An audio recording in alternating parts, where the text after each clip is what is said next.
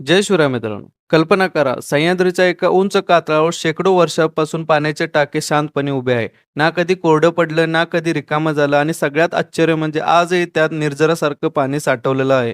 मित्रांनो, आज आपण भेट देणार आहोत राजमाची किल्ल्यावरील अद्भुत पाण्याच्या टाक्यांना. चला, इतिहासाच्या खोल तळाशी उतरूया. पाण्याचे टाके म्हणजे किल्ल्यावर पावसाचे पाणी साठवण्यासाठी तयार केलेली भव्य जलसाठा व्यवस्था. हे टाके दगडात खोदलेले असून पाण्याचा साठा वर्षभर टिकून राहावा यासाठी खास तंत्रज्ञान वापरले गेले आहे. अनेक शतकापूर्वी बांधलेली ही टाकी आजही पाण्याने भरलेली दिसतात. या किल्ल्यावर तुम्हाला साधारण 3 ते 5 मोठी टाकी पाहायला मिळतात. काही टाके लांबट आकाराचे तर काही चौरस प्रकारात आहेत. या टाक्यांची वैशिष्ट्ये अशी आहेत: दगडात खोलवर खोदलेली, बाजूंना मजबूत दगडी भिंती, पाऊसरोधक लब्धीचा वापर, पाण्याचा प्रवाह नैसर्गिकरित्या टाक्यात जाईल अशी रचना. यामुळे पाऊस कोसळला की या टाक्यात पाणी लवकर साठते आणि उन्हाळ्यातही पाणी टिकून राहते. किल्ल्यावर सैन्य राहत असल्यामुळे पाण्याची व्यवस्था ही सर्वात प्राथमिक गरज होती. शत्रूने किती वेढा घातला तरी पाणी संपणार नाही यासाठी ही टाकी बांधली गेली. छत्रपती शिवाजी महाराजांच्या काळात या टाक्यांचे अत्यंत महत्त्व होते. किल्ल्यावरच्या पाण्याच्या मुबलक साठ्यामुळे सैनिकांना दीर्घकाळ तग धरता येत असे. अनेक ट्रेकरसाठी इथले टाके हे नेहमीचे विश्रांतीचे ठिकाण आहे. पाण्याचे टाके पवित्र मानले जातात, त्यामुळे त्यात कचरा टाकू नका, टाक्याजवळ आवाज करू नका. किल्ल्यांचे नैसर्गिक सौंदर्य जपण्याची जबाबदारी आपलीच आहे. तर मित्रांनो, राजमाची किल्ल्यावरील पाण्याचे टाके म्हणजे केवळ जलसाठा नव्हे, तर आपल्या इतिहासातील बुद्धिमत्ता, किल्ले बांधणीचे तंत्र आणि स्वराज्याच्या महानतेचे प्रतीक आहे. जर तुम्ही अजूनही राजमाचीला भेट दिली नसेल तर नक्की एकदा हा ट्रेक करा. जर हा व्हिडिओ आवडला असेल तर लाईक, शेअर आणि सबस्क्राईब करायला विसरू नका. आपण लवकरच अशाच एका सुंदर ऐतिहासिक ठिकाणी भेटू. तोपर्यंत जय भवानी, जय शिवराय.